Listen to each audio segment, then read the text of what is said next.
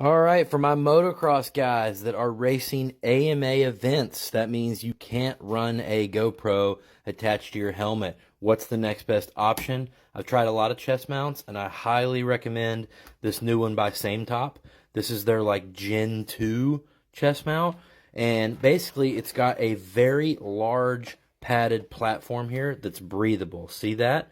So a lot of these other chest mounts have small plastic platforms, and this one, being at the size it is way better. All four straps are adjustable, so you can get it exactly where you need it to be.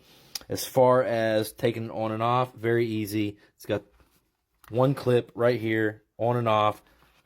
And then the mount that comes with it is pretty cool too. It's got the high quality style GoPro clip that's got the rubber piece, so you can't accidentally hit the clips and release it.